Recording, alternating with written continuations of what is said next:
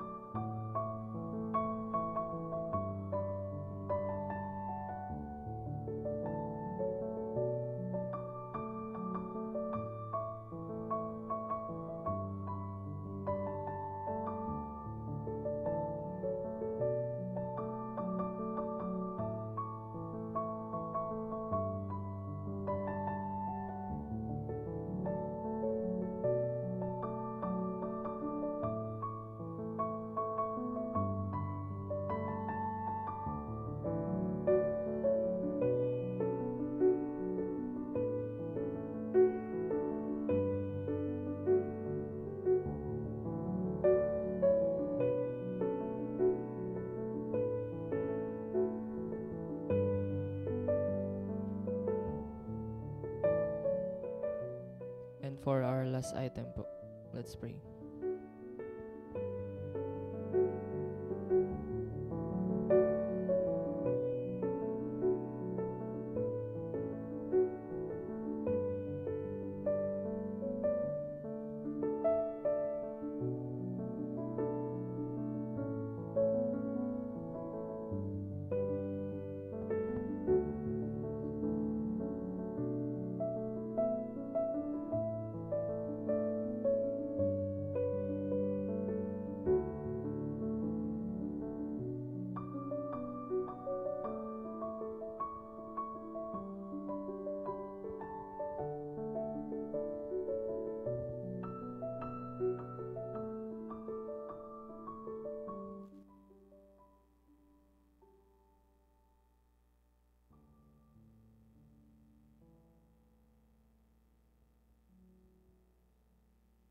Dear Heavenly Father God, we thank you for this day, Panginoon.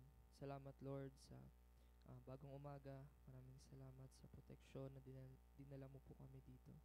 Lord, maraming salamat, Lord, sa love and grace mo sa amin, Father. Lord, we ask for forgiveness sa mga nagawa po namin at sa mga pagkukulang namin sa iyo, Panginoon. Lord, we pray for the weather na paparating ngayon, Panginoon, we pray for your protection and we pray na yung mga papunta pa lang po dito ay ikaw na po ang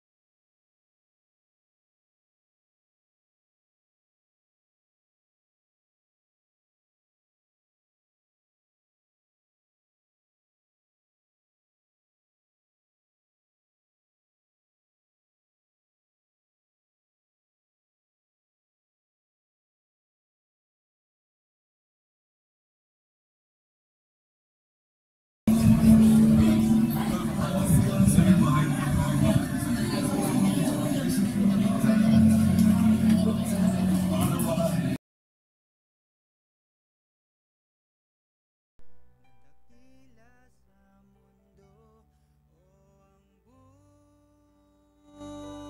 buti mo.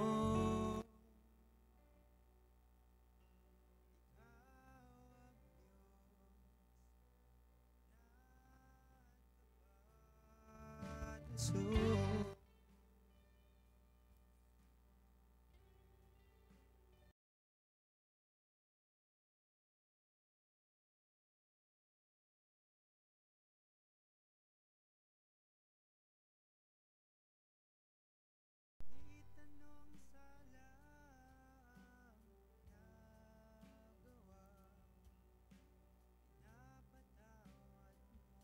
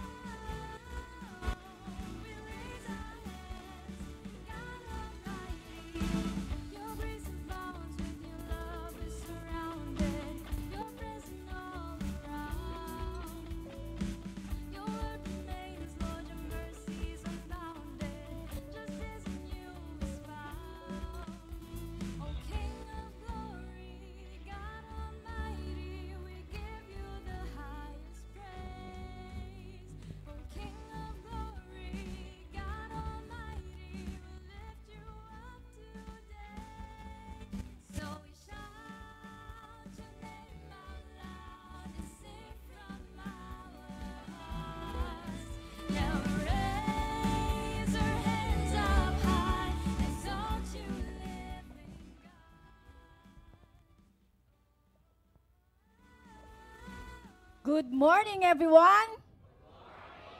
Wow, kahit pala nag-uumpisa ang ulan, pero talagang yung energy nila buong-buo. At magpasalamat tayo sa Panginoon at naririto tayong lahat and ipatuloy nating ipanalangin na hindi matuloy yung bagyong paparating. Na alam ko na ang lahat ay nag-aalala ngayon and alam ko rin na bawat isa sa atin ay may kanyang-kanyang pinagdadaanan sa mga nagdaang linggo, ngayong linggo, and may ilan din siguro sa atin na pagod. May iba din na puno ng pasasalamat sa ating Panginoon. And meron din naghihintay pa rin ng kasagutan sa kanilang mga panalangin.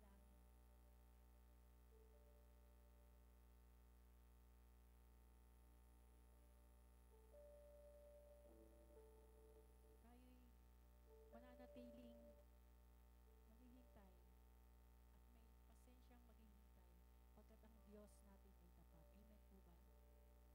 At patuloy siyang gagawa ng mga kamanghamanghang gawa para sa atin.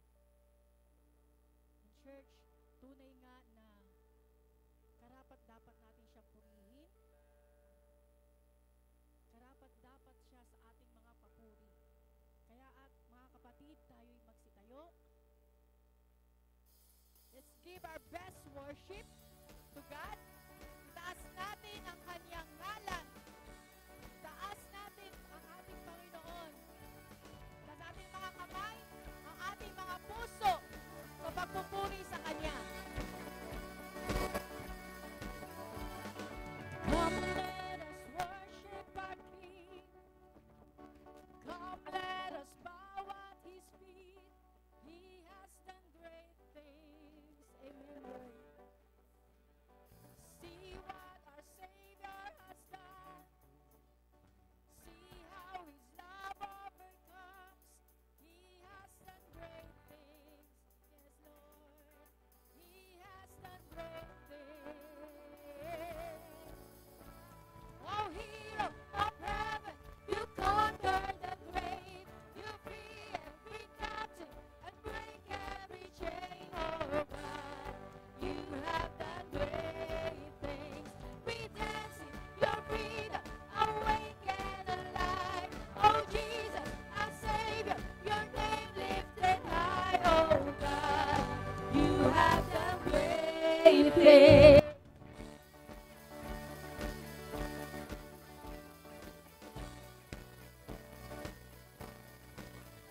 You've been faithful through every storm. Sing with me. You'll be faithful forevermore. You have done great things. And I know you will do it again. For your promise is yes and amen. You will do great things. Amen. God, you do great things. Oh, hero of heaven, you conquered the grave. You free every captive and break every chain. Oh, God, you have done great things.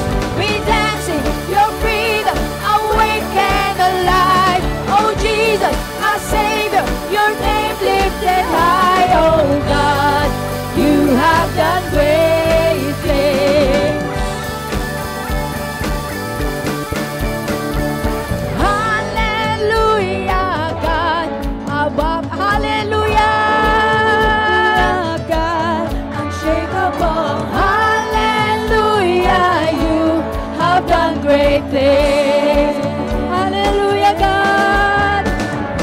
Hallelujah, God, above it all. Hallelujah, God, unshakable. Hallelujah, you have done great things. You've done great things.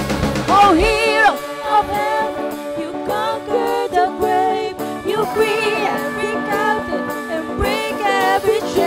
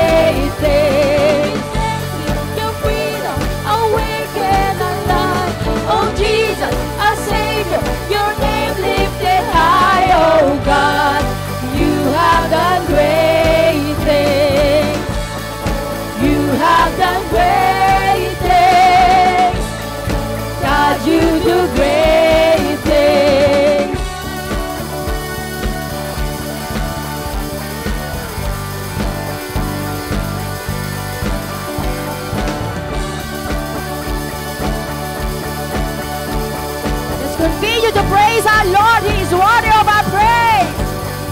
Come brings the power. Who's it in darkness? Your love is mighty and so much stronger. The King of glory, the King above all kings. Who shakes the whole earth with holy thunder and leaves us breathless in awe and wonder. The King of glory, the King above all kings. This is amazing grace. This is unfailing love. That you would take my place. That you would bear my cross. You lay down your life. That I would be set free. Oh, Jesus, I sing for all that you've done for me. Amen.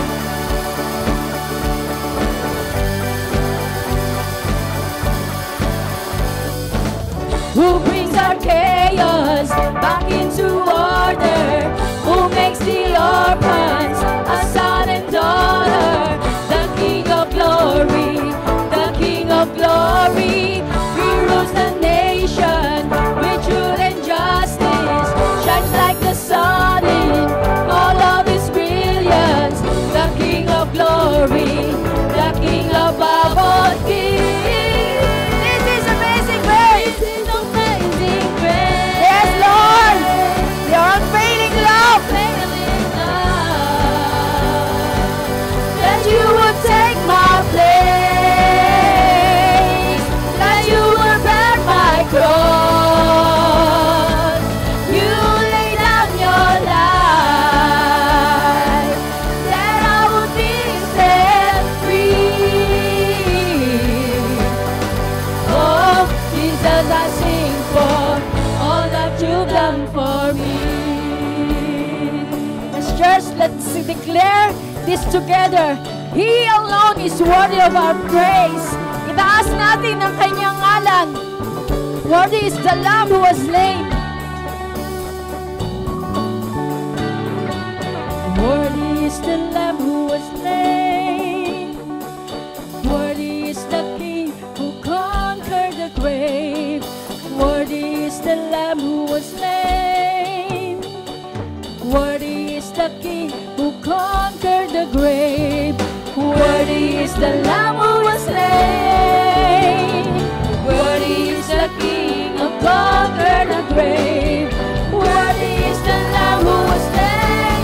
Worthy, worthy, worthy, Lord, this is amazing grace. This is unfailing love. That you would take my place. That you would bear my cross. You lay down your life. That I would be set free. Oh, Jesus, I sing for all that you've done for me. All that you've done for me. Yeah, this is amazing grace.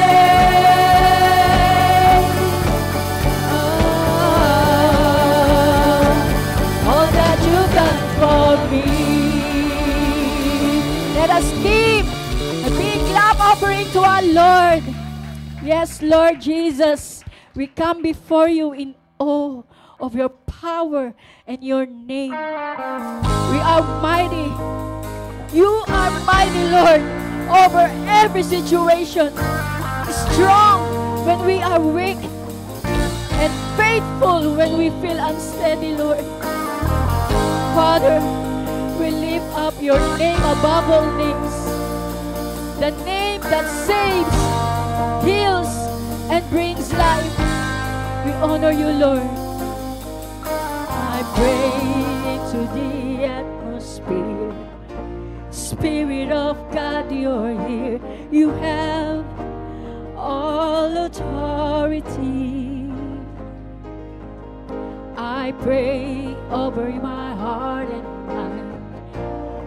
I am healed by your stripes. Your blood declares that I am free. In the mighty name of Jesus.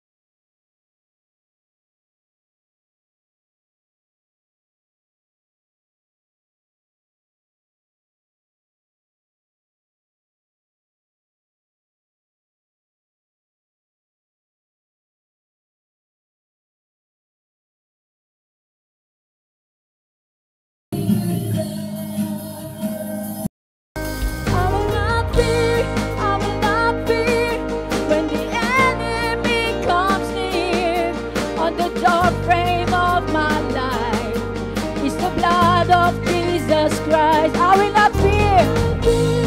I will not fear. Let us declare the mighty name of Jesus. I'm protected on my side by the blood of Jesus Christ. I will not fear. I will not fear when the enemy comes near. On the doorframe of my life is the blood of Jesus Christ. I will not fear. I will not fear. There's an army of angels here. I'm protected on all sides by the blood of Jesus Christ.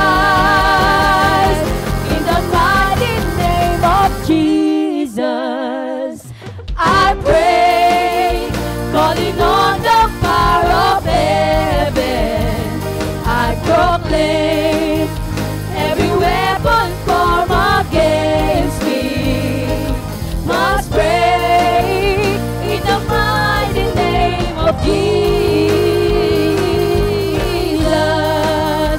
In the mighty name of Jesus, I know all the power of fear and darkness must go, 'cause every key to every victory I hold in the mighty name of Jesus.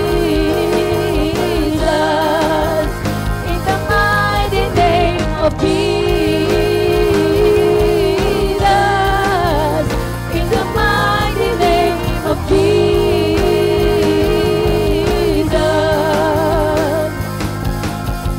Your name is the highest.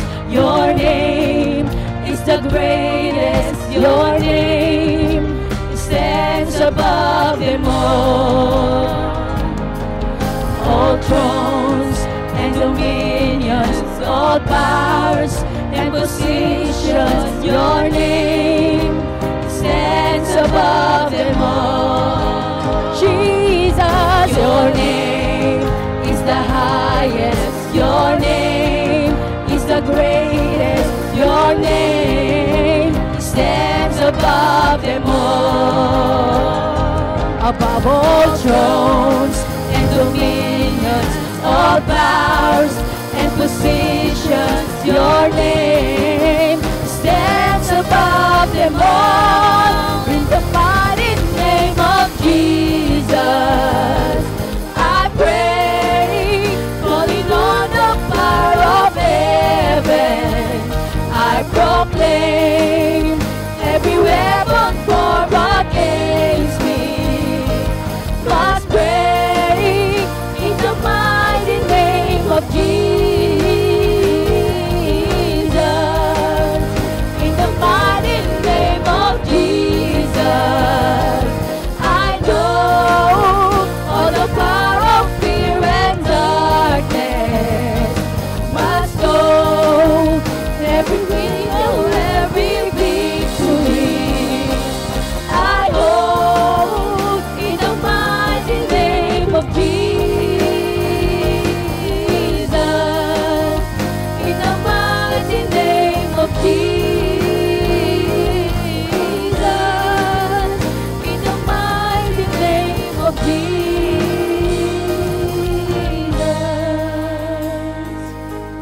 I will not fear, I will not fear when the army of angels here at the door frame of my life. Jesus Christ, I will not fear, I will not fear. There's an army of angels here. I'm protected on all sides. It's the blood of Jesus Christ. I will not fear, I will not fear when the enemy comes near. On the door frame of my life, it's the blood of Jesus Christ. I will not fear, I will not fear. Yes, Father, we will not fear, Lord. We thank you, Lord. Thank you for who you are. Mighty, faithful, loving, and holy. Lord, thank you for the songs we just sang that reminded us of your great works, your amazing grace, your mighty name, and your holiness forever. Lord, we ask that the truths we declared in our worship would not just stay in our mouths, but settle deep in our hearts. Let your presence continue to fill this place. Lord, transform our lives and guide our steps. Forgive us, Lord, where we've fallen short, and help us walk in your ways. May our lives be a living song of praise to you every day. We give you all the glory and all the honor and all the praises now and forever. In Jesus' mighty name, amen and amen.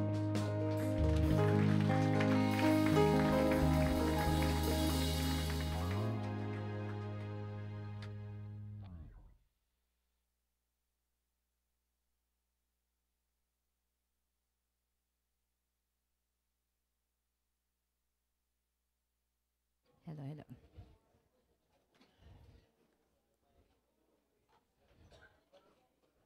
Amen. Good morning, Impact Church!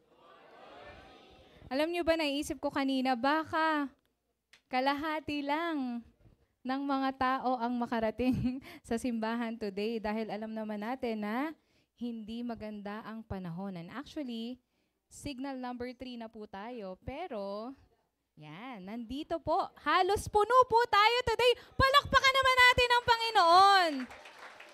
Yan. But syempre, no, we also,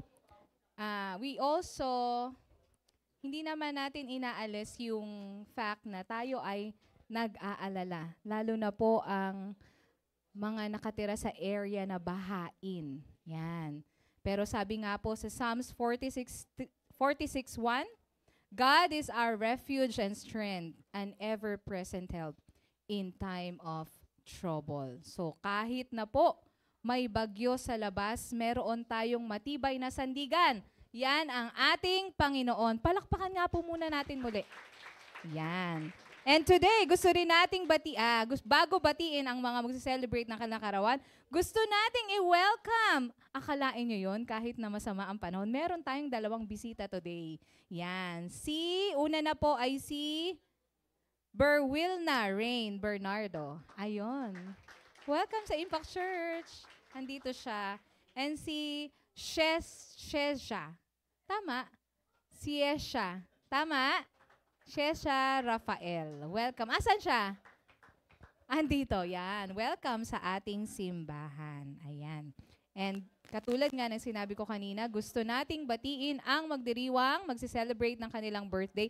Kahapon po ay nag-celebrate ng kanyang kaarawan si Ate Chanda Heruela, November 8. And today, ang ating girl na si Ate Bea, nagse-celebrate ng kanyang kaarawan. Isa po siya sa ating volunteers dito sa church. Parang ang dami niyang fans. Ayan. At sa November 11, 3 silang magse-celebrate ng kanilang kaarawan. Una na dyan ay ang ating Sir Gid. Nandito si Sir Gid. Si Joanna Mariago. Nandito ba si Joanna? Okay. At si Waki J.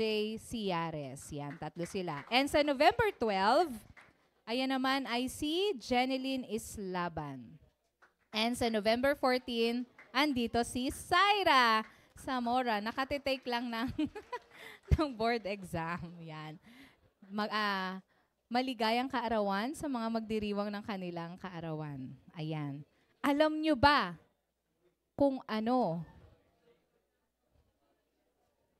ang ginawa ni Lord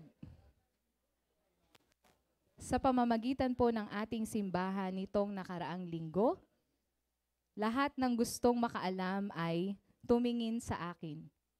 Ayan, nakatingin lahat.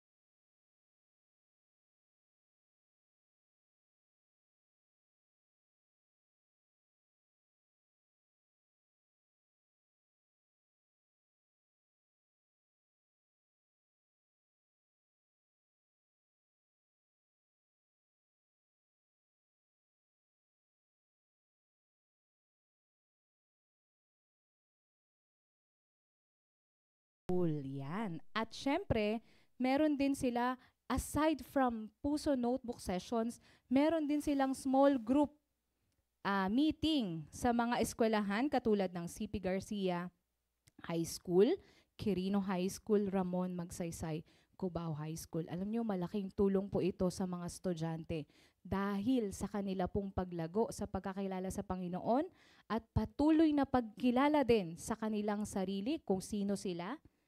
Nakakatulong po ang mga sessions na ito at small group meeting sa kanila. Kaya kung kayo po ay may mga pamangkin, mga kakilala na high school students at nag-aaral sa mga eskwelahang ito, pwede nyo po silang i-invite na umattend sa mga activities at mga sessions po na ito. Ayan. At nagpapatuloy din po ang ating mga Bible studies. Yan po ay ang Bible study ng ating mga malasakit coordinators.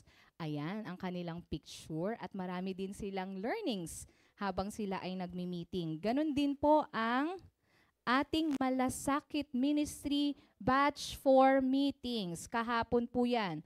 Nagkaroon tayo ng meeting sa Project 23 Center natin na ating ginaganap sa Quirino High School. At sa P. Tuwason Center, ayan pong picture na ginaganap naman po natin dito sa ating church, dito sa ating worship hall. At nagba-Bible study rin po ang Follow Me group ng Project 23 at ng P. Tuwason. Ayan ang kanilang mga picture. At syempre, nagkakaroon din po tayo ng Puso Notebook session together with our ISBL members. Lahat po ng ating nasa sports ministry, sila rin po ay natututo. Ayan.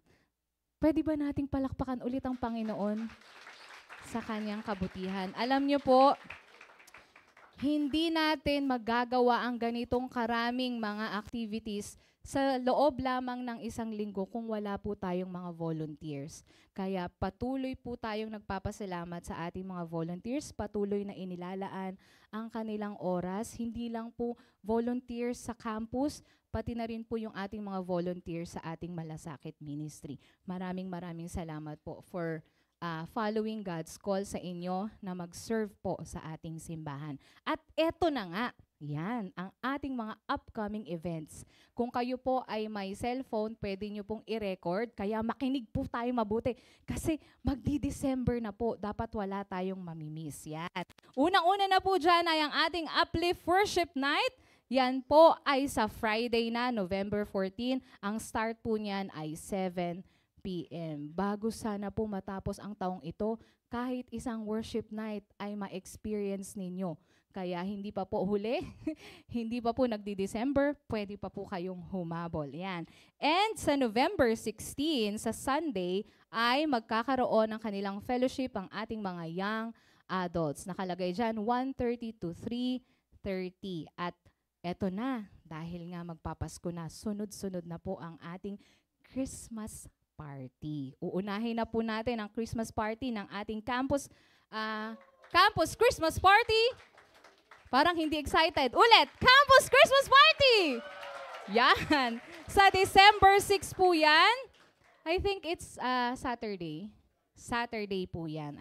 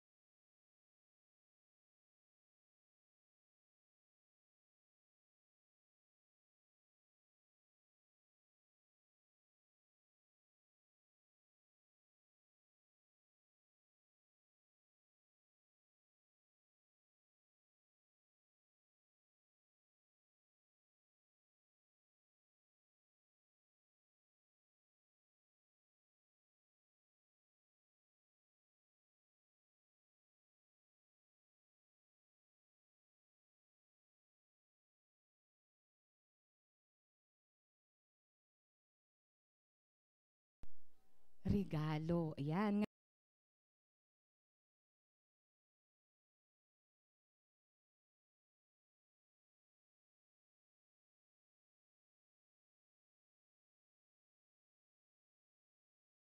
December 21. So ngayon pa lang, kung kayo ay estudyante, nagtatrabaho, kahit na walang trabaho, ay pwede tayong makapagtabi, makapag-ipon, para po sa ating regalo sa ating Panginoon. At ang fund po na ating makokolekt ay pupunta po sa ating Cubao Impact Kogyo Extension Project. Okay? So dahil dumarami din po sila doon, kailangan po nating i-extend ang ating church doon. So ang makokolekt natin na fund ay mapupunta po doon. Yan. And syempre, part din po ng ating pag-worship kay Lord sa umagang ito ay ang pagbibigay ng ating tithes and offering. Ang ating pagbibigay ng tithes and offering ay nagpapakita po ng ating pananampalataya at dependence sa ating Panginoon na siya ang magpo-provide ng lahat ng ating pangangailangan. Sabi po sa Luke chapter 6 verse 38, magbigay kayo at kayo ay bibigyan din. Isang takalang siksik, liglig at umaapaw ang ibabalik sa inyo, sapagkat ang panukat na ginamit ninyo ay siya ring gagamitin sa inyo. Kaya, Impact Church Family, tayo ay magbigay ng siksik, liglig at umaapaw.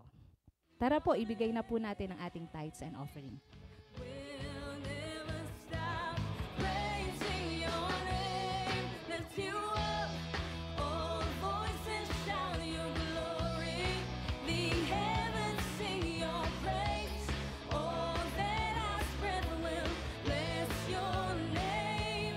Lift you up, all knees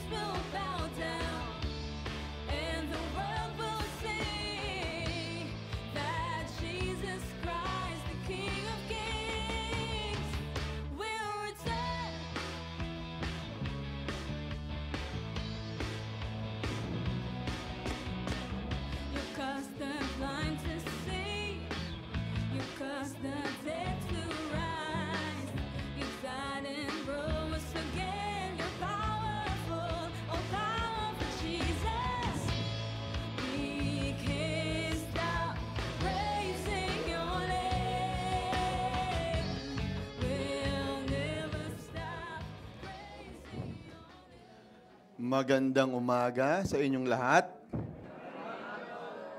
Praise the Lord. Alam nyo, sabi namin kanina, konti lang pupunta sa church ngayon kasi lahat nag-anticipate sa darating na bagyo. Well, I think yung faith natin is bigger than the storm. Amen? Praise the Lord. Nagtitiwala tayo sa Panginoon na kahit iniwanan natin yung ating mga bahay, lulutang siya. Hindi hayaan ni Lord, di ba? Natangayin ng bagyo yung ating mga bahay. And we have also decided as pastors na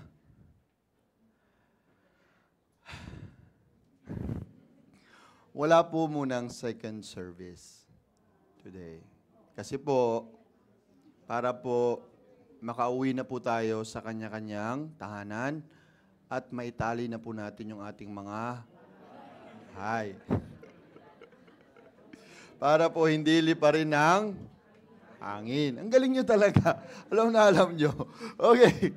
So, this morning, we will talk about our Lord, the Lord of miracles. And there are many things that we really are to learn from the Bible. Napaka-rich kasi talaga ng Bible. Napaka-ganda siyang basahin. But of course, alam naman natin, no, that many of us, we don't have time to read the Bible. Pagising natin sa umaga, iniisip kaagad natin yung mga alalahanin natin, yung bahay natin. And so, the church really is a place where we can hear and learn from the Bible, no, at yung mga lessons that we can get from it. Amen? Amen. At blessed din kayo. Pwede nyo bang mamaya, sabihan nyo na yung mga kaibigan kasama natin na walang second service, pasensya na. Oo. Kasi paghahandaan natin yung pagdating ni ano. Ano po, pangalan? Uwan. Oo. Uwan. Okay. Pero, siyempre, malungkot na balita. Alam ko na nakita nyo na ito sa cellphones ninyo, nabalitaan nyo na, you've heard of it, and you even felt, siguro you felt the sadness, the devastation when you were watching the videos of when Typhoon Tinio hit yung Cebu, Visayas, and parts of Mindanao because of, I think, many reasons, talagang umapaw at talagang nasira, may mga namatay, and it was really devastating news for all of us. Kahit nandito tayo sa Manila, ramdam natin yung sakit, ramdam natin yung awa, no, sa mga nangyari. And whether we like it or not, some people are now living in despair. And when we say despair, yan po yung parang nawawalan ka na ng pag-asa. Because, syempre, you see your family members die. You see yung bahay mo nasira, nalunod, nawasak. Yung mga ari-arian mo, tinangay na ng baha. All of it gone. Even yung kabuhayan mo na parang wala nang natira sa iyo. You feel an intense emotion of despair, thinking, ano na bang mangyayari sa akin? At parang gusto mong sisihin ang Diyos sa mga nangyayari. And sometimes, hindi lang dun sa bagyo, pero even in our normal life, we feel a sense of despair in our relationships. For example, parang hindi ko na talaga siya kayang patawarin. Wala nang pag-asa tong relasyon na to. Hindi naman siya nagbabago. Ayaw ko na. Some feel this sense of despair in their schooling, in their studies, na parang kahit anong gawin ko, bagsak ako, ayoko nang mag-aral. Kahit anong review ko, Yung iba naman, sa trabaho na pagod ako palagi araw-araw, parang wala naman nagbabago, hindi tumataas yung sweldo ko, hindi ako nag-i-improve, walang nangyari. And even in our health, in our businesses, even in our finances daily, we are caught up in these situations that we feel we are in despair. But the question is for all of us, paano ba tayo nagre-respond kapag nararamdaman natin na parang wala ng pag-asa? Madali ba tayong sumuko? Madali ba nating sisihin ang Diyos sa mga nangyayari? O tutulala na lang tayo sa isang tabi, magmumukmok at kakaawaan ang ating sarili?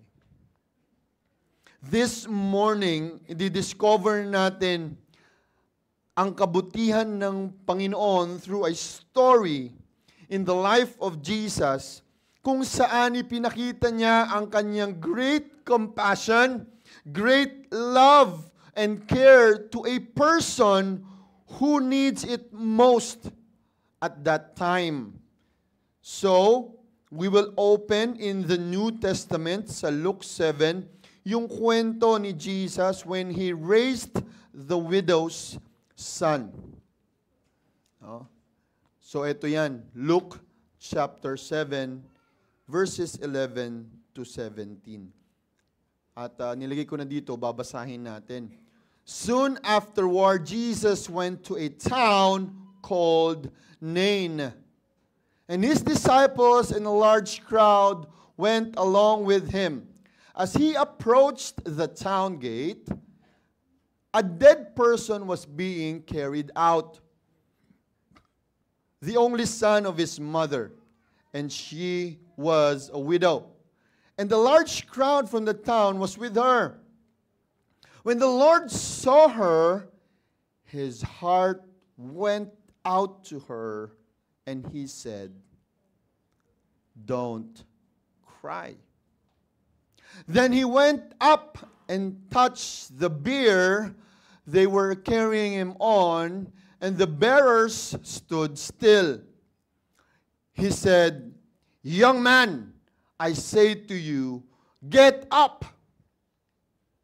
The dead man sat up and began to talk. And Jesus gave him back to his mother. They were all filled with awe and praised God, saying, "A great prophet has appeared among us." And they said, "God has come to help His people."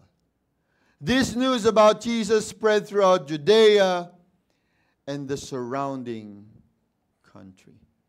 Napakaiksing kwento. Pero I hope naiintindihan natin yung mga nangyari. At titingnan natin at isa-isahin natin. Ano ba ang pwede nating maobserbahan at makita dito tungkol sa ating Panginoon? Ready na ba kayo? Amen? Ubus na ba yung mga kape nyo? Okay. Let's move. The question that we will be answering as we move on is this question: what can we discover about Jesus dito sa story na ito? Anong matututunan natin, anong malalaman natin, matatagpuan natin, madidiscover natin about Jesus Christ? So, the first thing is this: Jesus is compassionate to those in need. Bakit natin nasabi yan? Kung makikita natin sa verse 13, ang sabi po dito sa verse, the Lord saw her. Nakita ni Jesus itong babaeng ito. Balikan natin yung story. Si Jesus kasama hindi lang yung 12 disciples niya, meron pang others disciples who were following Him. Kasi pag sinabing disciple in the time of Jesus, someone who follows the teacher, the master, or the rabbi, that's what they call it, kapag ikaw po ay meron kang isang teacher na sinusunod, you are a follower. The follower also means you are a disciple of that person. So, hindi lang po 12, no, yung disciples ni Jesus, but there are also a great number of them following Him. So, habang sinusundan nila si Jesus, pumasok sila dito sa town where in the province of Galilee, ang small town called Nain. Pwede nyo sabihin Nain? Nain. So, Nain, yung town. At nung pagpasok niya, nakita niya sa town gate, merong inilalabas, no, na patay, sabihin na natin, no, na nasa, pakita natin yung picture kanina. Okay. Ganda yung picture kanina. Yan. No, na nasa coffin. Okay? Inilalabas siya at, of course, ang sabi dito, no, maraming mga tao ang kasama nung widow. Siya ay anak nung widow. So yung widow, of course, widow, ibig sabihin, patay na yung asawa niya, tapos namatay pa yung kanyang anak. At ang sabi dito, yan yung kanyang nag-iisang anak. So walang-wala na talaga na natira sa kanya. So here we can say, see that two things happened when Jesus arrived. Number one, He sees the widow. At nung nakita niya yung widow, kitang-kita, most probably, sa mata ng widow na ito, yung despair in her heart because wala na nga siyang asawa, wala pa yung kanyang anak. And in the biblical times, kapag namatay yung mister mo, yung pamilya ng mister mo, kukunin lahat ng ari-arian na nanggaling sa mister mo. Aray ko po. Kunin yung TV, yung rep, yung kotse, yung bahay, nako, lahat, no? Pati alahas siguro. Anong natira kay widow? And the son will have the shoulders of providing for the mother. So aasa na lang si nanay sa kanyang anak. The problem is, namatay si anak. So sino nga asahan ni widow? Wala. Wala na. And if you remember the story of Ruth and Naomi, kung saan na widow na rin sila, ginagawa nila kapag harvest na, mag-harvest na yung mga harvesters, may chance sila na pagkatapos na na-harvest lahat, nakuha na lahat ng bunga, lalakad sila doon sa harvest field. At kung may mga nalaglag, na tira-tira, yun na lang yung kanilang makukuha. Ganun kahirap yung buhay ng widow. And Jesus saw this widow, seeing it in her eyes how she is in despair. Ang sabi dito, Jesus was moved with compassion. Okay? Jesus was moved with compassion. Meaning, He saw it, at ang sabi ni Jesus Christ sa kanya, huwag ka nang umiyak. Do not cry. In other translations, do not weep, which is a deeper sense of crying. When you are weeping, it's like binubuhos mo na lahat nung sama ng loob, nung emotions na meron ka at that time. And the Lord says, tahan na, anak. Huwag ka nang umiyak. We see the character of Jesus here, kung gaano siya ka-compassionate. And it says in Psalms 34, the Lord is close to the brokenhearted and saves those who are crushed in spirit. Kaya ang tanong this morning, mga kapatid, are you broken-hearted? Not in a relationship way, ha? Na nagpag-break yung boyfriend mo. Hindi yon. You are crushed in spirit and broken-hearted because of your situation in life.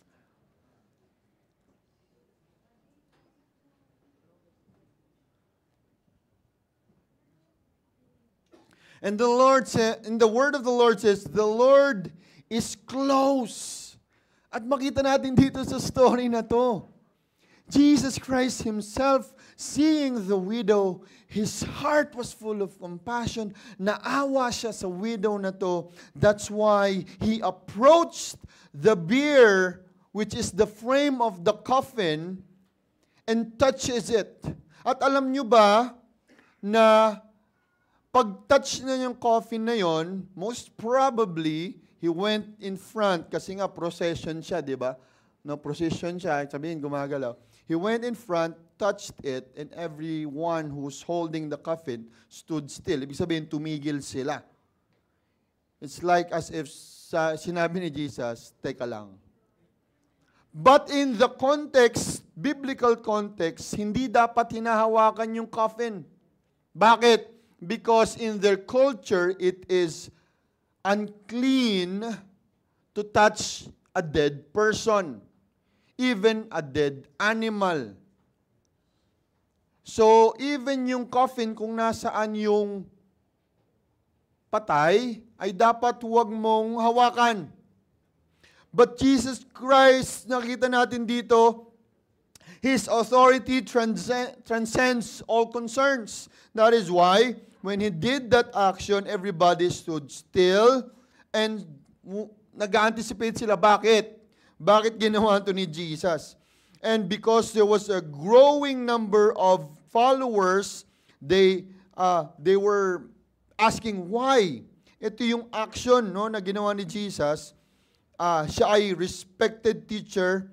Ang sabi nila, Jesus Christ here is saying yung importance nung pangangailangan na meron itong widow na ito.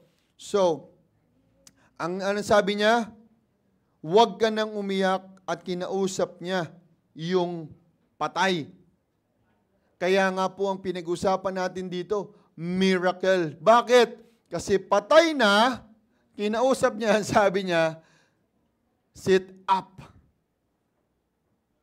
So the dead person came alive, sat down, and Jesus gave him to his mother.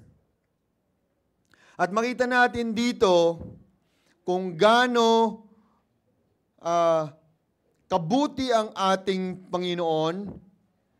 Yung word na compassion, it also is derived from the word entrails, or there's a deep or strong emotion that you feel for the other person. Naramdaman nyo na ba yung feeling na nagkaroon kayo ng compassion sa isang tao? When you see all these videos that happened in Cebu, in Mindanao, in the Visayas, you feel a deep sense of compassion, tama? Naawa tayo.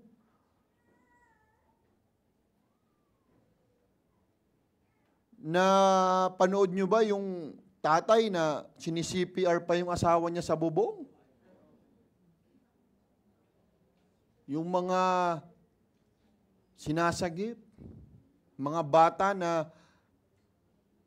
inaangat sa kisame at inaakit sa bubong. You feel a deep sense of compassion because they are in need. And it breaks our hearts when we see people who are dead, who are suffering, especially the kids, no? At ang sabi ng mga tao, we should blame the politicians who are behind the logging and the quarrying. And some people say it's a form of judgment ni Lord. Kasi November 1, they danced in celebration, holding up the graven images and celebrating in worship with their idols. Some goes back and saying, flood control pa rin yan. At patalsigin ng presidente at kung sino-sino pa. We have always looked for someone to blame. Bilang mga tao. Kasi si ano yan. Si ganito yan. Si ganyan yan. Tulad ni Adam and Eve, di ba? Si Adam, sinong sinisi niya? Ito po, yung babae, binigay niyo sa akin. Binigyan ba naman ako ng prutas eh? Kinagat ko. Anong sabi ni Eva? Ito po kasing ahas. Sabi, masarap daw eh. Kinuha ko, tinikman ko. Anong sabi ng ahas? Wala na siyang maturo eh. Wala nang iba dun eh.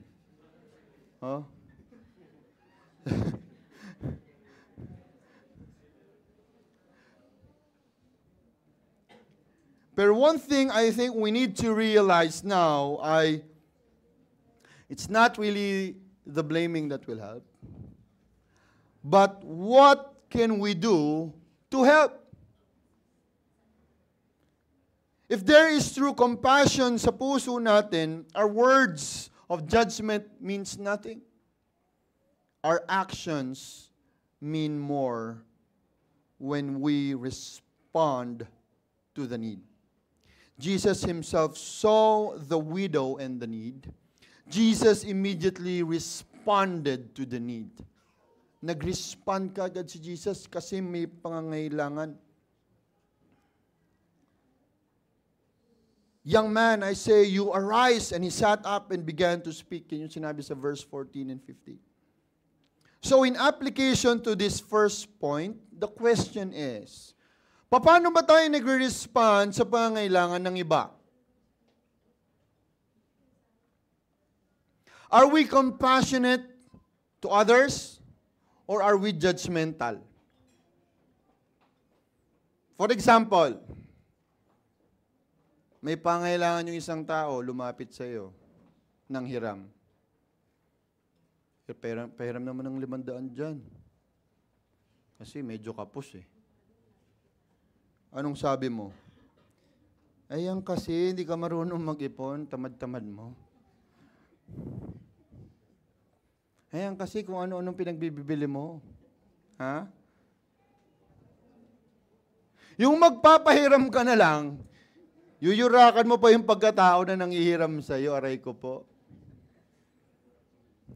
Worse, nilait-lait mo na, hindi ka rin pala magpapautang.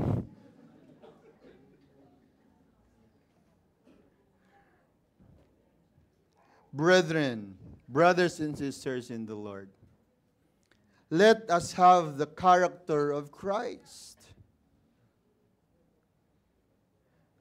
That He, being sensitive to the need of others, miracles can happen in the lives of other people when we allow God to use us to fill in that need.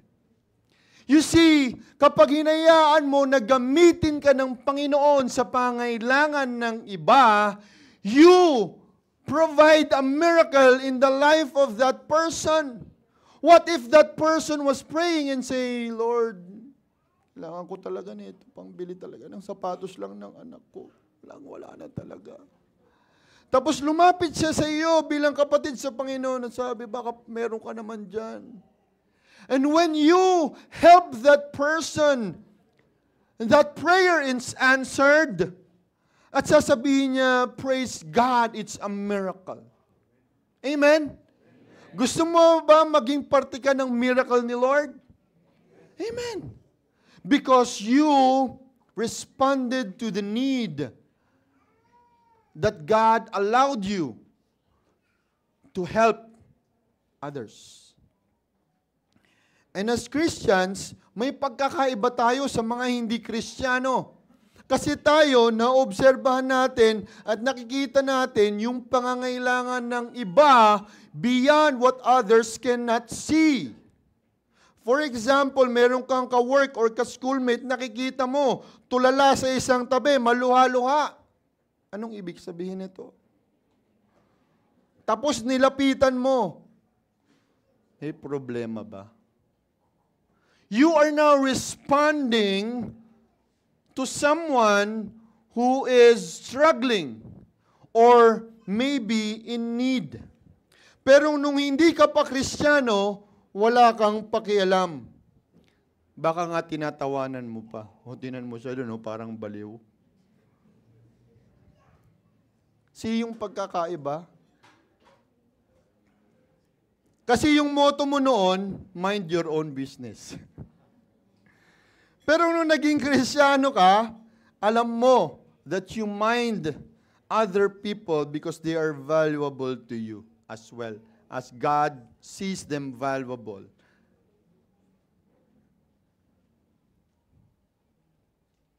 Tayo po ay hinirang ng Diyos to make a difference wherever we are. So as Christians, meron tayong tinatawag na discerning spirit. Sabihin nyo nga, discerning spirit. We discern a need that is around us. No? Nililid tayo ng Panginoon if someone is struggling or may pangailangan that cannot even be seen by the naked eye. Nakita natin na, di ba, kapag nakita mong umingiti na yung sapatos ng katabi mo, tingnan mo nga kung umingiti na yung sapatos ng katabi mo. Ano yung ibig sabihin ng umingiti na? Oo, humihiwalay na yung swelas dun sa Oh, lalo pa, nabasa kanina yan sa ulan. Pag ganyan na, di ba? Anong gagawin mo? Bigyan mo ng Elmer's glue.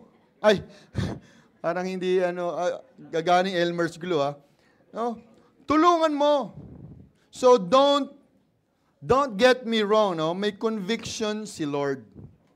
So, iba't iba tayo ng conviction. If the Lord is convicting you to help another person, that means He's giving you an opportunity to be a blessing. He's giving you an opportunity to give a miracle of God to the other person. Walang pilitan. Hindi po ito pilitan, pero makikita natin talaga yung maturity ng isang believer kung nag-o-obey siya sa prompting ni Lord through the Holy Spirit. Mga kapatid, pag meron pong mga nangangailangan, especially from our church, mga kapatid natin sa Panginoon, huwag po tayong mag-atubiling tumulong. Dahil ang kultura po na ating pinagyayaman dito sa Impact Church ay kapag ikaw naman ang nangangailangan, merong tutulong sa iyo. Amen? Amen. Pero, grabe Merong dadamay sa iyo sa panahon ng pangailangan mo. Kapag mabigat na at hindi mo na kayang mag-isa. Huwag naman yung simpleng bagay na lang, hingi mo pa ng tulong. Diba? Kaya mo na yung kaya mo, pero hindi mo kaya, nandyan yung church para tumulong sa iyo. For example, baka naman na basag lang yung anong tawag dito, yung protector ng ng cellphone mo. Sabihin mo, kapatid, baka tulungan mo ako, bumili ka ng iPhone 17 Pro Max fully paid. Kasi nasira yung ko. Wow, fully paid pa, no? Yung kulay orange. Let me tell you of a testimony. Kasi si pastor po, binigyan niya ng phone yung aming mga anak as gift. So, lumang phone na po may lumang phone po sila. At meron pong isang member na yung mga anak niya na ngailangan. Kasi one of the kids, nagsastruggle sa school. Nasa public school, tapos hindi makagawa ng assignment, hindi makapasa dun sa Kasi ngayon, di ba, kahit public school, sa sinisend mo na sa... basta, alam nyo na yon. So, kailangan talaga meron kang gadget. And because talagang kapos, talagang wala, ang nangyayari daw, nalilate ng pagpasa. Eh, siyempre, pag may late, di ba, parang may minus na ba yun? Ganon, di ba? O kaya nakalagay doon, not submitted. Paano pag may deadline? Nahihirapan. So, naisip nga ni pastor na, okay, may mga lumang cellphone. So, binigyan at pinasa yung cellphone sa kanila. At nung inabot yung cellphone, halos maiyak sila sa tuwa. Dahil makakasubmit na ng mga assignment sa school nang hindi humihiram ng cellphone sa iba. Tapos yung isang kapatid natin sa Panginoon ang sumagot ng charger phone case upang magamit ng matagal. Napakabuti ng Panginoon. Amen? Sinong gusto ng bagong cellphone? Pag ganyan, mabilis kayo.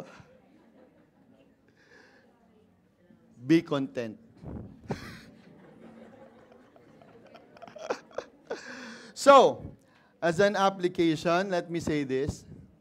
Turn opportunities into miracles. Amen?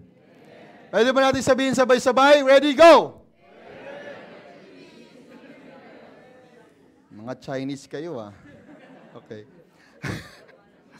After knowing that Jesus is compassionate to those who are in need, we will also discover in verse 14 to 15 that Jesus has authority over sin and death. Ano ibig sabihin nito?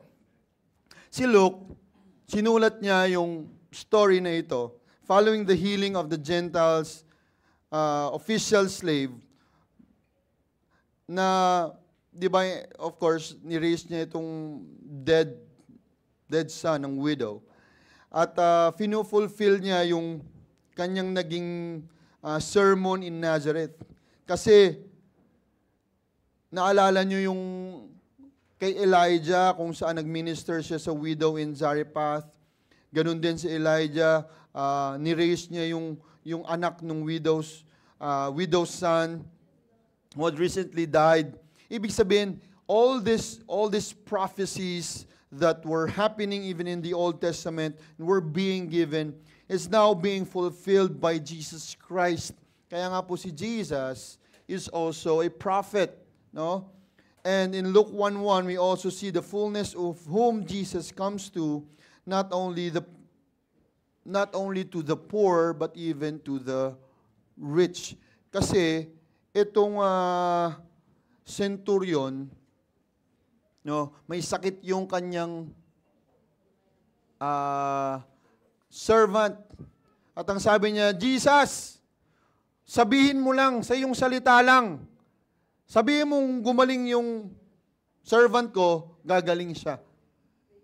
At yun nga yung nangyari. So, ibig sabihin, hindi lang po o walang tinatangi si Jesus. Whether ikaw ay may kaya, medyo may kaya, o nahihirapan, God sees you, He is compassionate to you, and He comes to you in times of need.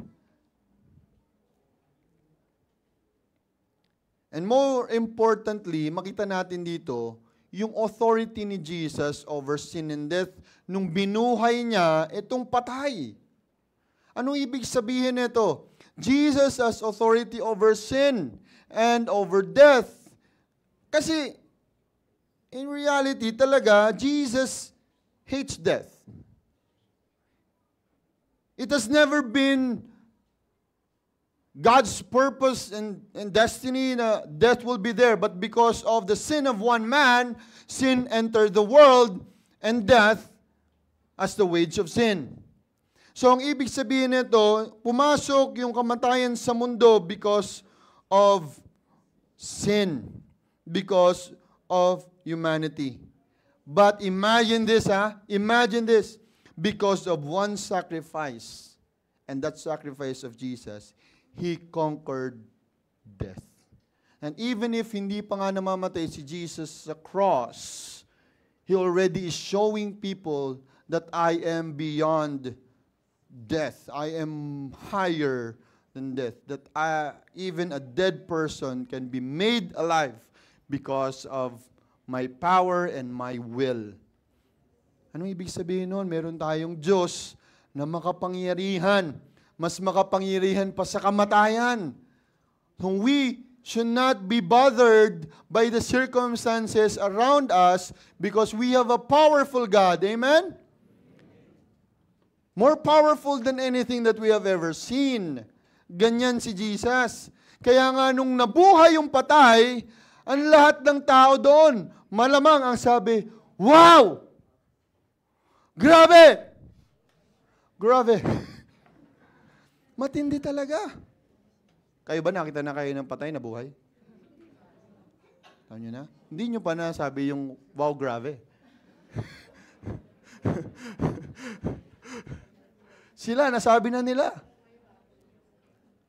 It is never seen. Never, ever. Kaya it proves of how powerful even the sick and the lame arise and now the dead. Pinakita ni Jesus that we can trust Him, that we can depend on Him because He is the overcomer. He empowers each one of us to be freed from the enslaving power of sin and to live a sinless life, a holy life before God. And Jesus can command a person who died to come back to life. So kung meron mang someone who has authority over everything, that is only Jesus Christ. Tandaan po natin yan. Therefore, when we come under the authority of Jesus Christ, we say, Jesus, lahat ng yung buong buhay ko under sa authority mo. Jesus, lahat ng decision ko under sa authority mo. Jesus, every moment, every day, under sa authority mo.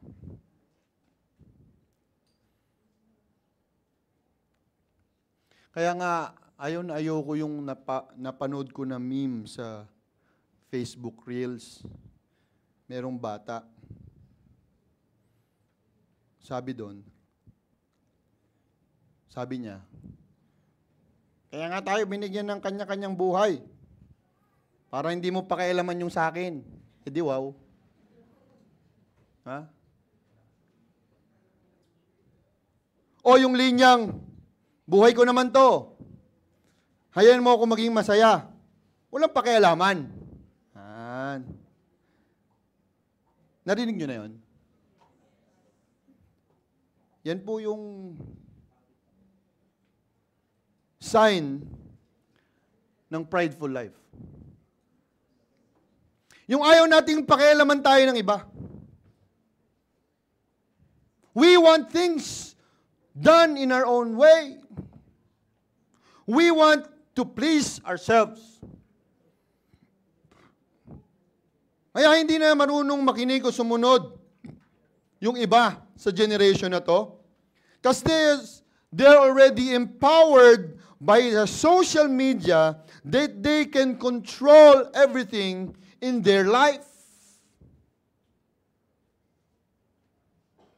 Ano sabi ni Vice Ganda? Buhay ko to. Kahit sino. Pwede kong mahalin. Kahit ano, pwede kong gawin. Kung saan ako masaya, doon ako. That is the lie of the enemy. Bakit ka pa nagkaroon ng Lord kung ikaw pala masusunod?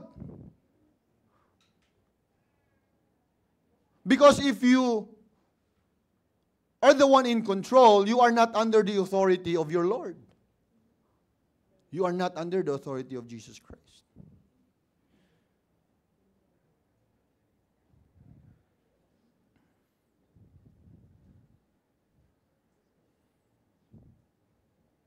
The Bible calls us to live under God's authority. So when the word says, children, obey your parents for this is right, you are obeying commands, God's commands. You are coming under God's authority. Kapag sinusunod mo yung magulang mo, you are going under the authority of God. When you are under a small group leader or a mentor, and the leader says to you, this is how you should live as a Christian, you are coming under the authority of God. When you let your leader guide you in the decisions about life, about relationships, about money, about hobbies, about family, about studies, you go under the authority of Jesus Christ. When Jesus discipled, it was holistic, buo, lahat po ng aspeto ng buhay kasama. So wag po tayong magagalit kapag pinansin tayo ng ating pastor, kapag pinansin tayo ng ating small group leader. Parang hindi yata tama yung decision mo na yan, ah. Bakit ba? Nagpapakailaman niyo ako. Ako naman yung magsasaber, ah. Hindi naman kayo. May ganyan tayong ugali. Ha? Gusto ko lang naman maging masaya. Ba't ba pigil kayo ng pigil?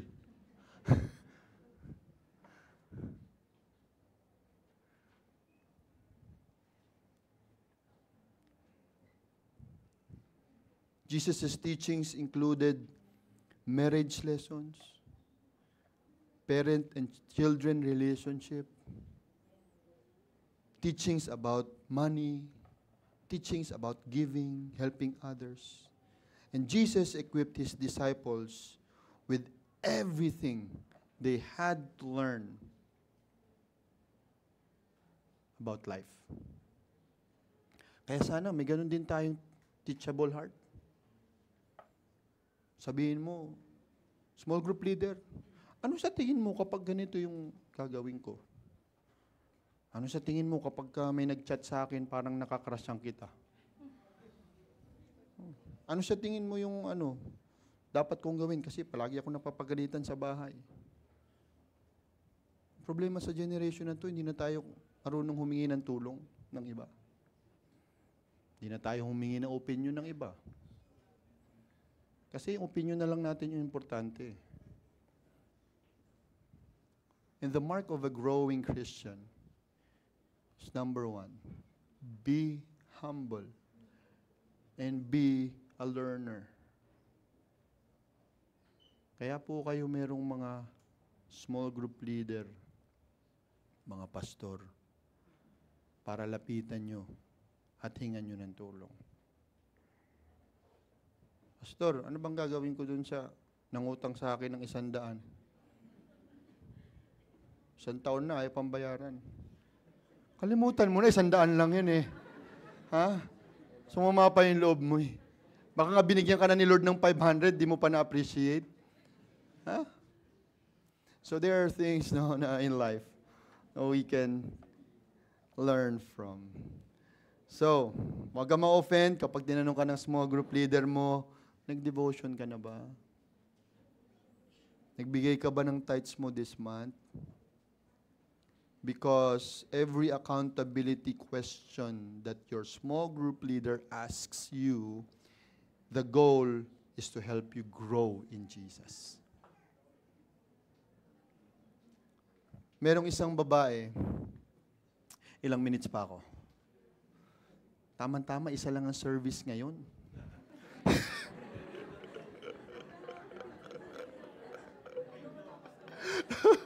Ito todo na natin.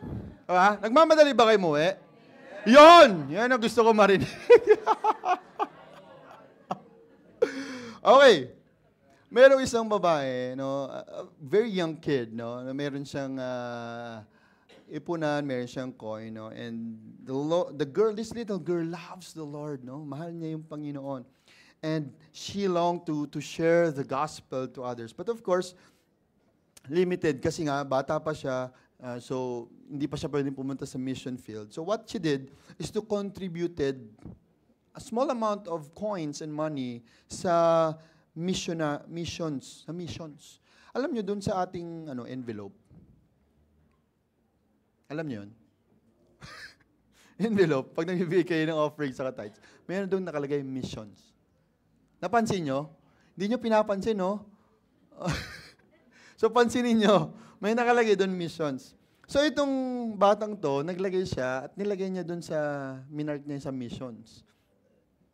And then, yung isang missionary was touched by the little girl's response, no?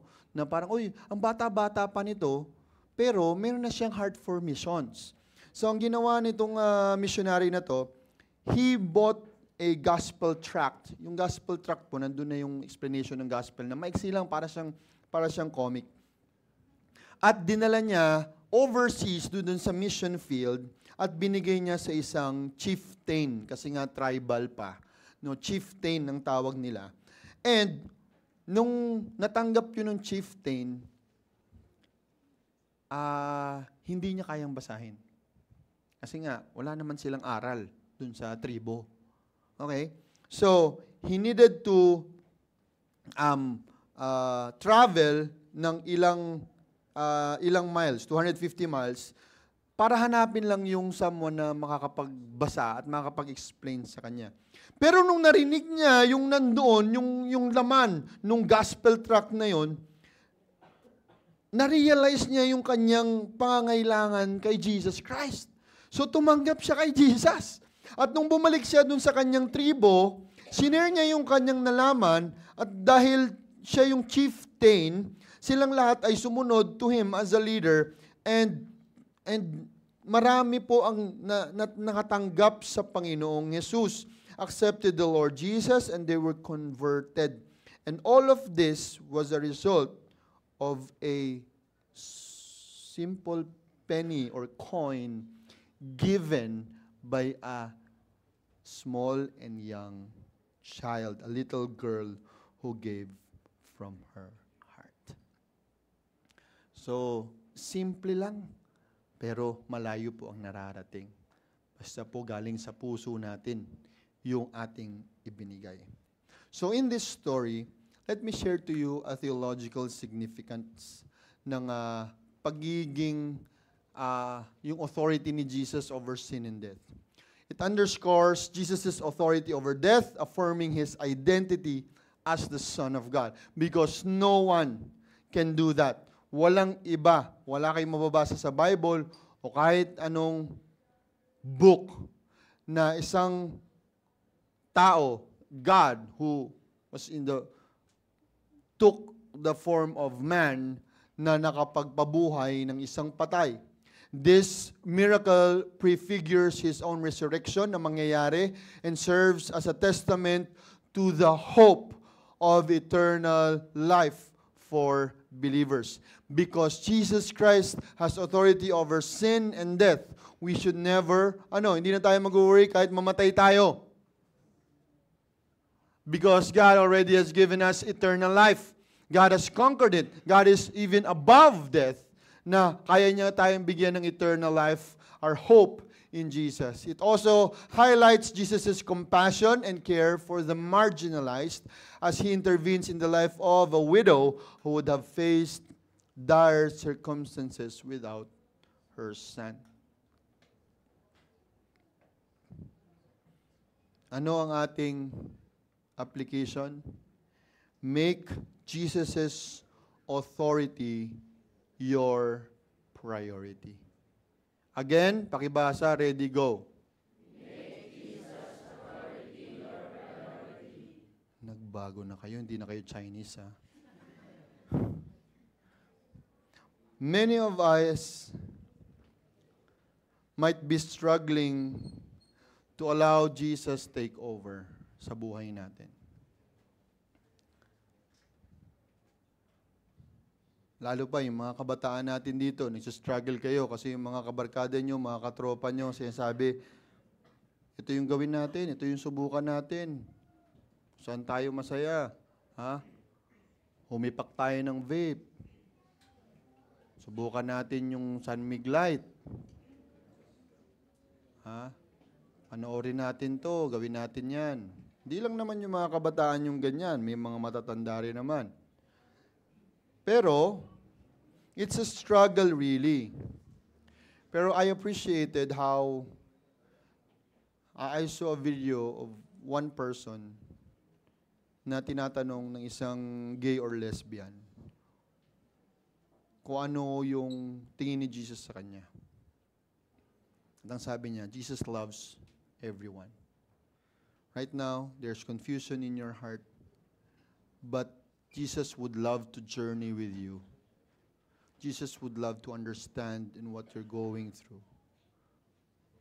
And then you will discover how much He loves you and how He can change your heart. And so, mga kapatid, marahil some of us are struggling to allow Jesus take over sa buhay natin under God's authority.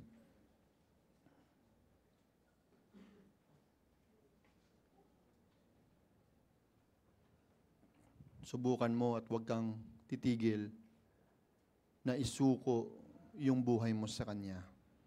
Because the more you let your selfish desire win over you, you will become more miserable sa buhay mo.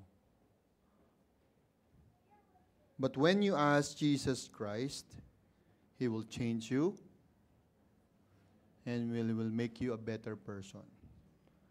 A person that people will love. Kasi pwede mong sabihin, nagsisimba naman ako, bakit parang ang gulo pa din ang buhay ko? Baka kasi hindi pa natin nasusuko ng buong buo yung buhay natin sa Panginoon. Meron ka pang tinitirang yabang. May tinitira ka pang angas. May tinitira ka pang pagdududa. May tinitira ka pang galit or pain dyan sa puso mo.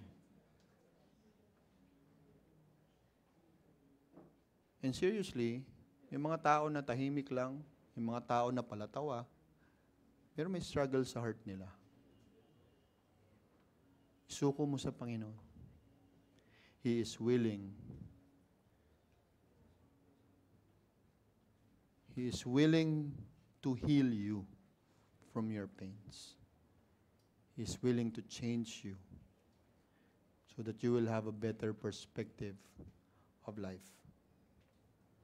Panahon na para magbago tayo and allow Jesus to break our heart and that hinders yung true transformation to happen in us. And lastly, what can we discover about Jesus?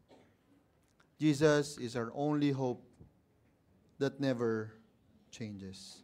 May mga hope kasi tayo na nilalagay natin sa tao, nilalagay natin sa trabaho, nilalagay natin sa kung anong meron tayo, sa kakayanan natin, sa talino natin. Yung hope natin na magiging maganda yung future natin, nakadepende sa mga material things, physical things. Pero yung totoo lang, nagbabago lahat ng yun. Tingnan nyo nga, panood ko yung isang vlogger na sinusundan ko. Ayun, na-wash out sa Cebu yung lahat ng kanyang ari-arian. Anong nangyari? Iyak siya ng iyak, iyak siya ng iyak. Bakit? Because she has placed her hope on all of the things, material things that she has. Kaya tayo mga Kristiyano, no? Kahit mabahaan, nakasmile pa din.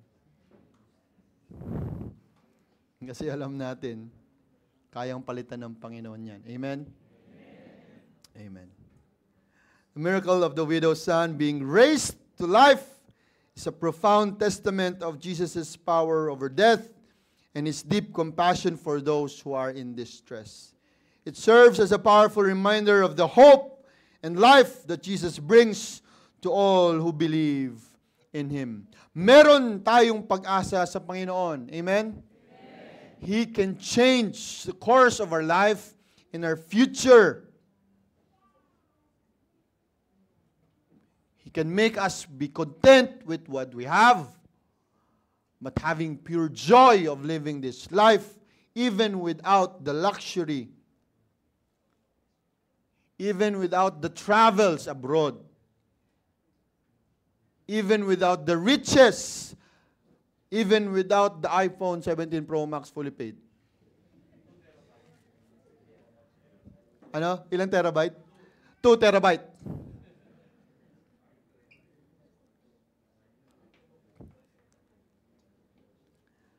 Yung buhay ng widow na to, it seems like it's going to a dead end. Parang yung sitwasyon was darker and darker. There's no life, there's no hope, and the widow, nothing will be left for her. And once who could have helped her just passed away. At pwede niyang iniisip, no, and crying at the same time, anong nang gagawin ko? Meron pa bang pag-asa? Does my future look like? And I believe that of the things that she had in her shoulders was vividly showing in her eyes and her face nung nakita siya ni Jesus. And that's exactly why Jesus had compassion on her. Sino-sino yung mga nandun? A large number of disciples, mga kamag-anak niya, mga widow, sumali sa procession. Alam niya, nandun din yung mga hired na taga-iyak nila, mga instrumentalists. There were a lot of people. But Jesus wanted them to realize that all the things that are bothering us in our hearts is the hopelessness. Pero yung hope na yun, matatagpuan lang natin kanino? Kay Jesus. At yung hope na yun, hindi magbabago, magkaroon man ng 100 bagyong dumaan sa buhay mo, your hope will still remain. It will never change because Jesus will stay the same. Nag-aalala ka pa ba kung gagaling ka sa sakit mo? Nag-aalala ka ba kung paano pagkakasyahin yung budget mo? Nag-aalala ka kung paano mo papatawad yung kaaway mo na nakagawa sa'yo ng mali? Nanuntok sa'yo sa basketball, sumiko sa'yo sa basketball, nag-post sa Facebook, sinisiraan ka. Aalala ka? Gaalala ka sa pag-aaral ng anak mo, sa negosyo mo na malapit ng malugi, sa pending bills mo, at sa darating na bagyo? Jesus is our hope. We can forgive, we can move on in life because we have a hope that never changes. Nothing is impossible with God. Amen? Jehovah Jireh means He knows. It means that He can work it out for you. You just need to trust Him fully. At anong ending ng story na ito? Salamat, Pastor. Ending na pala.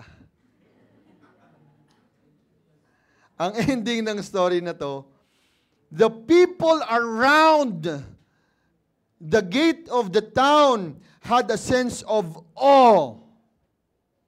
Namangha sila sa ginawa ng Panginoong Jesus. Ikaw ba namamangha ka sa ginagawa ng Panginoon sa buhay mo? Pasalamatan mo siya at siya ay pagkatiwalaan mo palalo. And the awe swept all over them and they glorified God and said, a great prophet has appeared among us. And they said, God has visited His people. Ang reaksyon na to reflects the recognition of Jesus as a divine agent and prophet, echoing the Old Testament like Elijah and Elisha, who also raised people from the dead. So, the very foundation of our sanity in the presence of chaos in life is the word hope. At maraming tao, they lose their hope. And when they lose their hope, they end up in tragedy. Si Eman, anak ni Kuya Kim, she had lost all her hope because she did not have Christ in her heart. Tayo po, blessed tayo.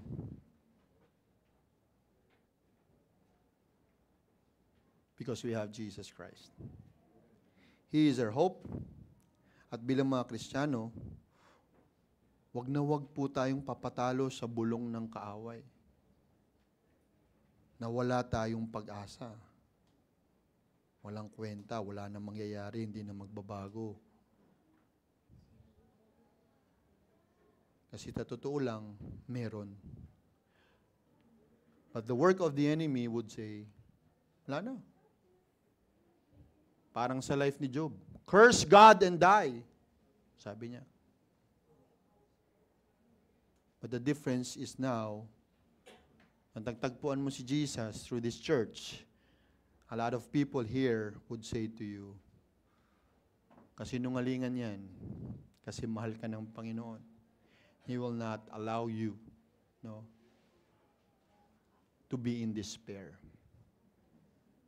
Kaya po, anong dapat nating gawin para magkaroon ng buhay at pag-asa?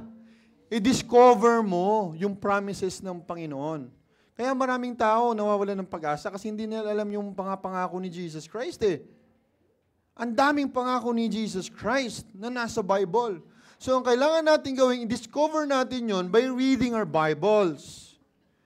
And then we hold on to it. Ano ibig sabihin hold on to it? Dahil alam mo na yung katotohanan, hindi ka na masusway ng enemy na wala kang kwenta because you are in the image of God.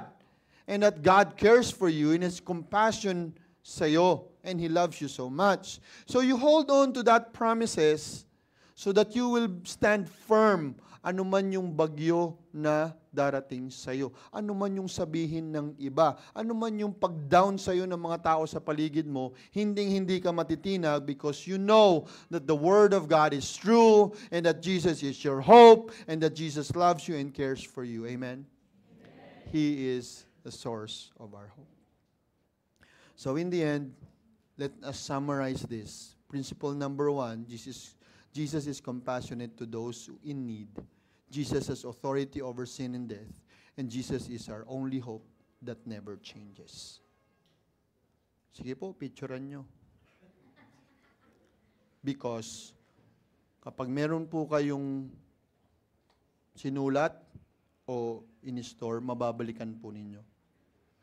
Ano po, advantage nyo po yan. Parinig din po yan sa mga hindi nagno-notes. Okay, because we are all learners of God's Word. Next, application. Turn opportunities to help into miracles for those in need.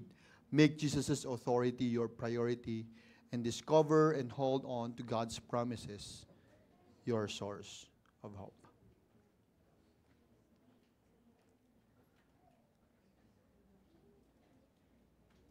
Nandyan si Jesus para sa'yo. Kumapit ka at huwag kang bumitaw. Let me share to you a story. Isang lalaki yung lumapit sa isang baseball player na bata sa dugout. At ang sabi niya, anong score na? Ang sabi ng bata, 18-0. 18 yung kalaban, 0 kami. Kung naiintindihan niyo po yung basketball, hello? Hello? Kung naiintindihan niyo po yung baseball pala, hindi po matataas ang scoring. Natatapos po yan ng 3-1, 3-2, 4-2. Kung ilan lang yung naka-home run. So yung 18-0 po, tambakol na yun. Parang imposible ng manalo. Parang gusto mo nang umiwi na lang. Ganun yun sa baseball. So, ang sabi nitong lalaki, uwi ka na lang. 18-0 na, tambak na. Ha? Kung sa basketball yan, 70-20 lang yung kayo. Hindi nyo na mahahabol. At ang sabi nung lalaki, palagay ko, wala ka ng pag-asa niyan. Alam nyo kung anong sabi nung bata? Sabihin nyo ano po? Sabihin nyo ano po?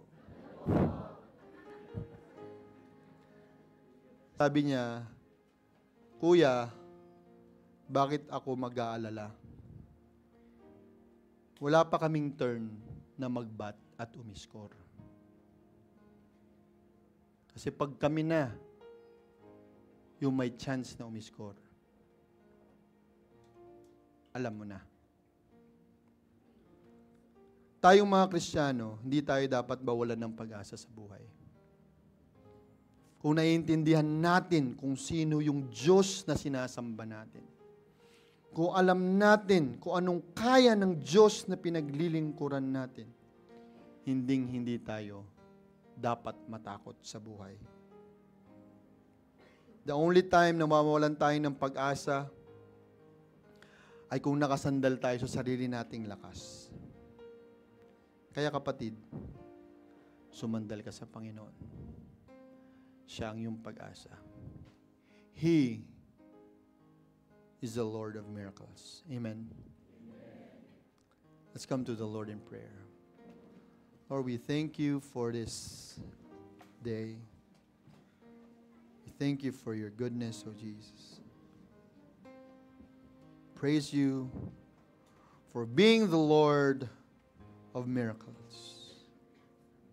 At sa buhay namin, Panginoon, alam namin na ikaw lang, aming Diyos, na makapangyarihan sa lahat.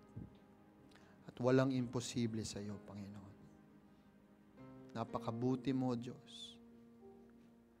But we need to live our lives under your authority, O God. So the more we can see the blessings that you have in store for us.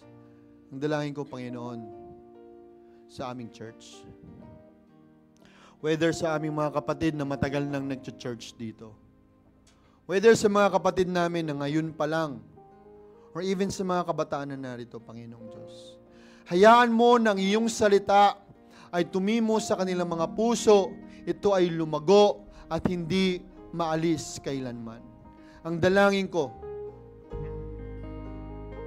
ay patuloy naming makita ang kahalagahan ng iyong salita sa aming buhay. Patuloy naming hanapin at siyasatin kung sino ka sa buhay namin. Napakabuti mo, Panginoon. Pinupuri ka namin at pinapasalamatan sa pangalan ni Jesus. Amen. Let's all stand.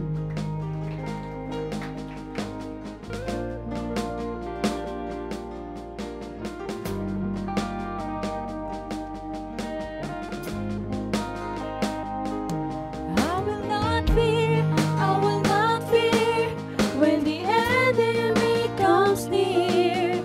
On the doorframe of my life is the blood of Jesus Christ.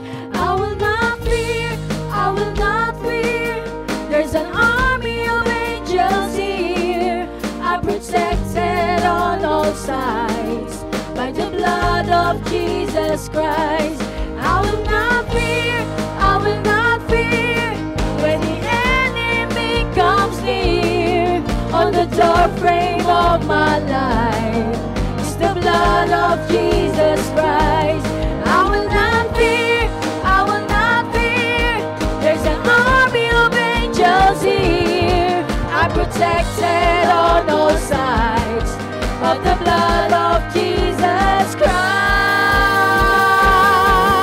In the mighty name of Jesus, I pray, calling on the power of heaven. I proclaim every weapon formed against me must break in the mighty name of Jesus. In the mighty name of Jesus, I know all the power, fear, and darkness must go, 'cause every key to every victory I hold in the mighty name of Jesus. In the mighty name of Jesus. In the mighty name of Jesus.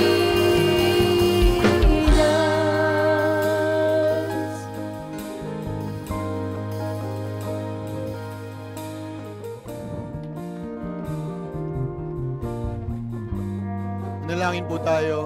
Aming Diyos na may likha ng langit at lupa, alam mo, Panginoong Diyos, at kontrolado mo even the storms, Panginoong Diyos, that are coming. Lord, we come as a church in Jesus' name, Panginoon. Lusawin mo po itong bagyong ito, Panginoong Diyos. upang hindi po maapektuhan ng gusto ang aming bansa. Ang aming mga kapatid na nagre-recover pa lang, Panginoong Diyos, from the previous storm, Panginoon, ingatan mo sila, gabayin mo sila, bigyan mo sila ng pag-asa, Panginoong Diyos, na matatagpuan lang nila sa iyo bilang Diyos at tagapagligtas. Ang dalangin namin, Panginoong Diyos, is that they will realize that their life is not theirs, Panginoong Diyos. Our lives is from you. And we should surrender and give up our lives to you. Panginoon, kami rin dito, Panginoong Diyos, sa simbahang ito. Nais namin na tulungan mo kaming isuko ang kabuuan ng aming buhay sa iyo, Panginoong Diyos. Ang aming pag-asa ay sa iyo lamang. At hindi kami matitinag anuman ang bagyong dumating sa buhay namin, anumang kinakaharap namin, Panginoong Diyos, pagkat nagtitiwala kami sa iyo at sa iyong salita, O Diyos. Pagkat alam namin na may mga bagay sa buhay namin na hindi namin kontrolado, Panginoong Diyos, at ikaw lang ang makakagawa sa amin. You and only you can perform miracles in our lives, Panginoong Diyos. But also allow us to be a blessing of miracles in the lives of others, especially our brothers and sisters in the Lord. We continue to pray for those who are sick, si Ate Ann, si JD, at ang iba pa, Panginoong Diyos, na may kinakaharap ngayon na problema, mga sitwasyon, Panginoon, mga pangangailangan, ikaw po ang magpala sa kanila. At naway patuloy kanilang hanapin at unahin sa kanilang buhay. Because you have said in your word that we will choose you. Panginoon, ikaw ang unahin namin. We will seek first your kingdom and your righteousness, and everything will be added unto us as well.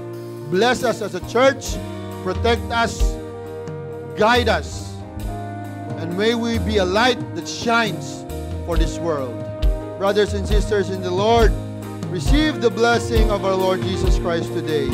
Now may our Lord Jesus Christ himself, our God and Father who loved us and gave us eternal comfort and good hope through grace, may comfort your hearts and establish them in every good work and word for the people of God.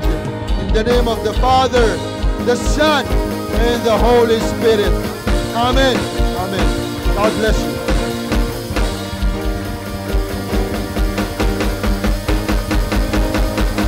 In the name of Jesus, I pray, calling on the power of heaven. I proclaim every weapon from against me must break in the mighty name of Jesus. In the mighty name of Jesus, I know all the power, fear, and darkness must go. Every key to every victory, I hold in the mighty name of Jesus. In the mighty name of Jesus. In the mighty name of Jesus.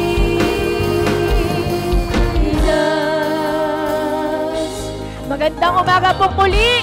Mag-iingat po ang lahat and have a blessed week ahead.